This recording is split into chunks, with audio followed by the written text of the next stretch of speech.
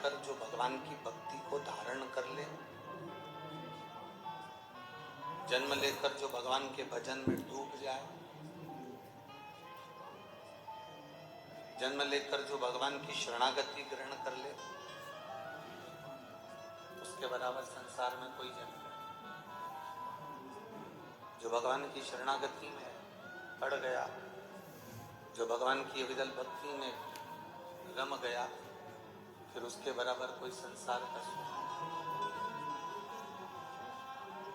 कोई सुख कि तेरी कृपा बिना ना हिले एक भी लेते हैं श्वास तेरी कृपा से, बखान क्या करूं मैं राखों के का, चपटी भगोत में खजाना कुबेर का, हे गंगाधार मुक्ति द्वार ओमकार तू, भोले ओमकार तू, आयो शरण तिहारी शंभो तार तार, आयो शरण तिहारी शंभो तार तार। एक वो गंगा जो भगवान के मस्तक से निकली और भागीरथ बाबा के 60,000 काकाओं का उद्धार कर कर संपूर्ण विश्व का कल्याण कर, और एक गोदावरी गंगा जो भगवान की, वो गंगा भी जटा से निकली है और ये गंगा भी जटा से निकली है, उसने भी कल्याण करा है और इसने भी कल्याण।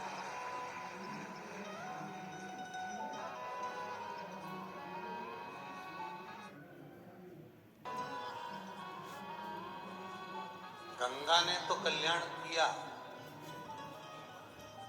पर नासिक वालों ने क्या किया?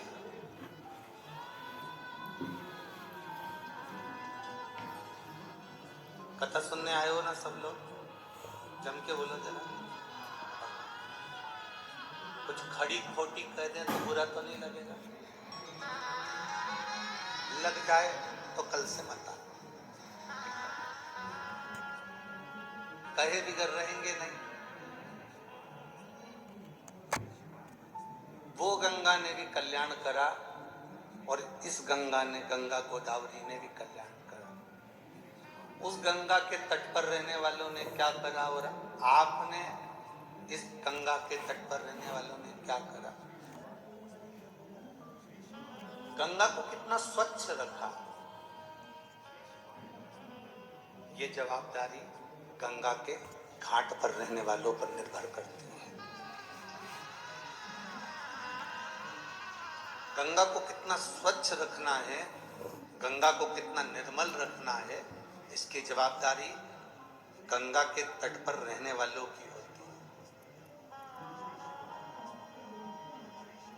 गंगा अपना काम करती है, जनमानस का कल्याण करती है, पापियों को उतारती है, जीवों का कल्याण करती है। उसमें एक फर्ज आपका और हमारा भी है कि हम गंगा के घाट पर जब जाएं, हम गंगा जी का स्नान करने जाएं, हम गोदावरी मैया का पूजन करने जाएं, हम गंगा गोदावरी का दर्शन करने के लिए जाएं, तो उसके घाट पर अगर कोई गंदगी पड़ी है, कोई पॉलीथीन पड़ी है, कोई बेकार कपड़ा पड़ा है, कोई सामान पड़ा है, तो उसको उठाकर डस्टबिन में ले जाकर डाल दें, गंगा के अंदर उसको जाने ना दें। ये जवाबदारी हमारी।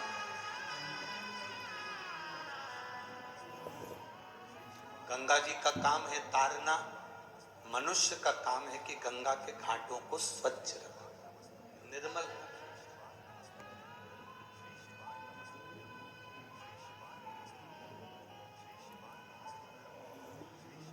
जितनी मां निर्मल होती है ना, उससे घर की बहू, बेटे, पोता पोती सब मालूम पड़ जाते हैं।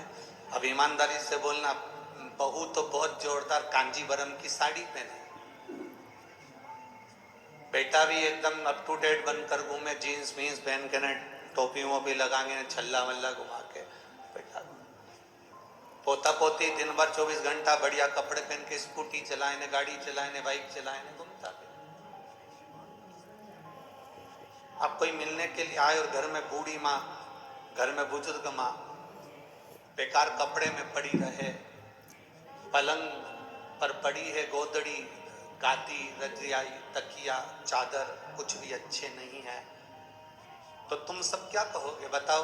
बहू तो इतनी अप टू डेट रहती है, बेटा इतना अच्छा रहता है, पोता पोती इतने अच्छे रहते हैं, और माँ की क्या हालत कर रखी।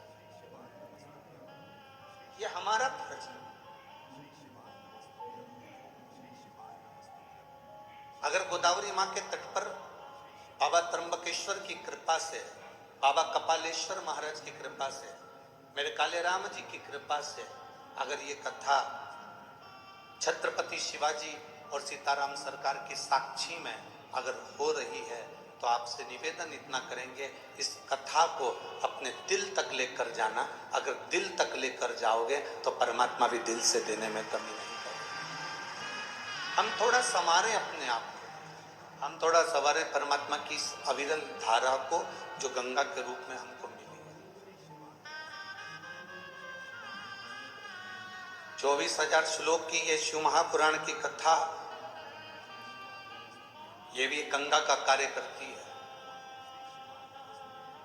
और मैं आविष्कार जी भूसे जी को धन्यवाद देना चाहूंगा कि इस गंगा को उस गंगा से मिलाने का जो कार्य किया है, उसके लिए आपको साधुवाद है, धन्यवाद है। एक शिव महापुराण रूपी गंगा को गोदावरी गंगा से मिलाने का जो प्रयास है, वो जीवन का एक आनंदमय प्रयास है,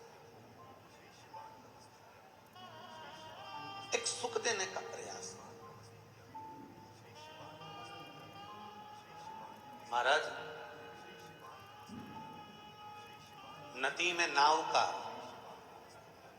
शरीर में पाव का, और पूजन और कथा में भाव का बड़ा महत्व होता है। जो इसको समझ गया उसकी जिंदगी सार्थक हो गई। नदी में जो नाव है वो भी मंजिल तक पहुंचाने वाली है, शरीर में जो पांव है ये भी मंजिल तक पहुंचाने वाले हैं, और हृदय में जो कथा के प्रति या भगवान के प्रति, पूजन के प्रति जो भाव है, ये भी मंजिल तक पहुंचाने वाले। इन तीनों का काम एक जैसा है। नाव भी आपको मंजिल तक लेकर जा रही है, तक लेकर जा रही है। वो नाव हमको सिखाती है, एक लोहे का टुकड़ा पानी में पटकोगे वो डूब जाएगा, एक लोहे की कील पानी में पटकोगे वो डूब जाएगी, पर वो लोहे की कील जब लकड़ी में ठोक दी जाती है, वो लोहे की कील जब लकड़ी में ठोकी जाती है, और लकड़ी में ठोकने के बाद वो लोहे की कील भी नाव बनकर उस लकड़ी के साथ मंजिल तक पहुंच जाती है। यह हमारा शास्त्र कहता है, लोहे की कील को वैसे ही पानी में छोड़ोगे तो डूबेगी, लोहे के कीले को पानी में छोड़ोगे तो वो डूब जाएगा, पर वो लोहे का कीला अगर लकड़ी में ठोक दिया जाए तो वो बहता बहता मंजिल तक पार उतर जाएगा। उसी तरह हम भी एक लोहे की कील की तरह हैं। अगर शिव महापुराण की इस लकड़ी में, शिव महापुराण की चंदन की संविधा में अगर हम अच्छे से ठुक गए, अपने मन को अच्छे से लगा लिया, तो समझ लेना कि हम भी मंजिल तक पहुंच गए, पार उतर। अब कोई कहे गुरुजी आप हमको लोहे की कील कर रहे हो, कोई कहे गुरुजी आप हमें लोहे का कीला कर रहे हो। मनुष्य लोहे की कील की तरह होता है। जैसे कीले पर जंग पड़ जाती है, उस जंग को निकालने के लिए उस पर थोड़ा सा कुछ ना कुछ लगाना पड़ता है। उसी तरह मनुष्य की जिंदगी में भी जंग पड़ती है, अहंकार की, काम की, लोभ की, आसक्ति की, वासना की, तृष्णा की। ये जंग हमारे शरीर पर चढ़ती जाती है, हमारे मन पर चढ़ती जाती है, हमारी इच्छाओं पर चढ़ती जाती है। जब हम इसमें भगवान की अविरल भक्ति का थोड़ा सा पेंट लगा देते हैं, भगवान की भक्ति का थोड़ा सा भजन का बल लगा देते हैं, तो हमारे शरीर पर जो ये अहंकार की जंग है, वासना की जंग है, तृष्णा की जंग है, काम आसक्ति की जो जंग है वो निकल जाती है। नदी में नाव का, शरीर में, जम के बोलो, पांव का। ये अगर शरीर में पांव नहीं हो ना तो फिर मंजिल तक पहुंचना बड़ा कठिन, बहुत कठिन।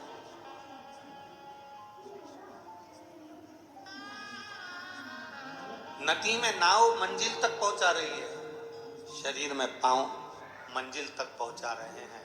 और हमारे कथा में जो हम आए हैं, इतनी इतनी दूर दूर से आप लोग यहाँ पहुंचे हैं।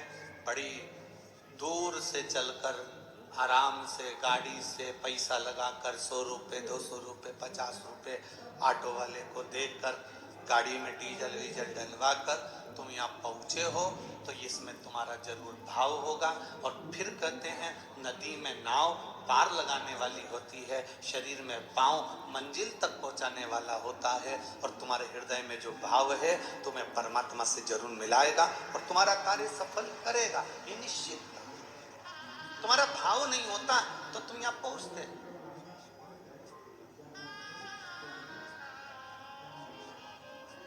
आप में से कितने लोग बैठे हैं जिनको मार ठोक के बिठाया हो? बैठे रहना, कथा में चलो, जाना पड़ेगा, कथा सुनना पड़ेगी। किसी ने कहा तुमसे, ए भाऊ बोलो, तो बोला किसी ने? आई बोला? इधर किसी से बोला कि नहीं कथा में चलना पड़ेगा, कथा सुनना पड़ेगी? बस भर कर चलो, गाड़ी भर कर चलो, ट्रैक्टर भर के चलो, आइसर भर के चलो, ट्राली भर कर चलो। हाँ, अगर कोई राजनीतिक कोई सभा होती तो तुम्हें बस में भरकर लाना पड़ता, पर उसमें लाना पड़ता, इसमें तुम्हारे भाव इतने प्रबल हो गए थे भगवान शंकर के प्रति कि तुम सुख दौड़ दौड़ कर स्वयं भाव से। केवल एक देवाधिदेव महादेव एक ऐसे हैं जो ना तुम्हारा कपड़ा देखते हैं, ना तुम्हारा आभूषण देखते हैं, ना तुम्हारा श्रृंगार देखते हैं, ना तुम्हारा शरीर देखते हैं। केवल एक देवाधिदेव महादेव ऐसे हैं जो तुम्हारे हृदय का भाव देखते हैं कि यहाँ जो आया है वो मेरे लिए आया कि नहीं आया। शंकर जी के मंदिर में एक लोटा जल चढ़ाया तो भाव से चढ़ाया कि नहीं चढ़ाया? दिखावे से तो नहीं चढ़ा रहा, मेरा भजन दिखावे से तो नहीं कर रहा, वो केवल भाव देखता, वो केवल निर्मल स्वभाव देखता।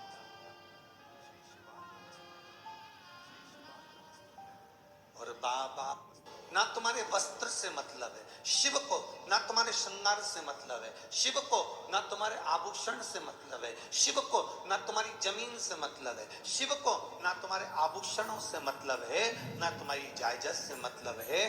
तुम कौन सी भाषा बोल रहे हो? शंकर को तुम्हारी भाषा से भी कोई मतलब नहीं है, ना तुम्हारे वस्त्र से, ना तुम्हारी भाषा से।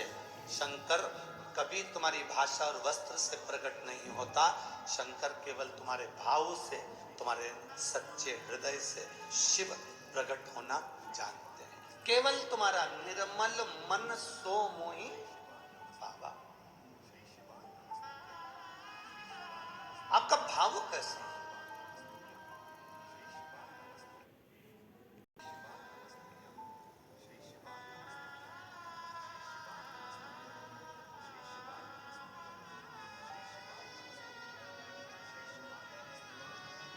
जब हम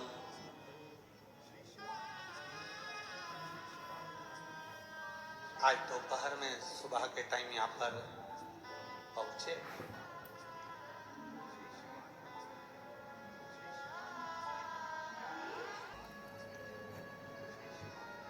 नाम का स्मरण तो हमको नहीं आ रहा क्योंकि इतना ध्यान नहीं है, पर उन्होंने बहुत अच्छा प्रश्न किया। उन्होंने गाड़ी कर ली धीमे, धीरे धीरे चलाते चलाते पूछे, गुरुजी पहला तो नासिक में आपका स्वागत, दूसरा हमारा ये प्रश्न है कि भगवान का भजन कैसे करें?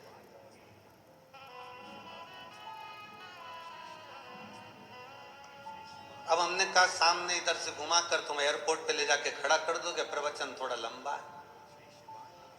अब हम बोलेंगे कि भजन कैसे करें? हमने कहा एक बार कबीरा का एक संवाद अपनी जिंदगी में जरूर उतारना।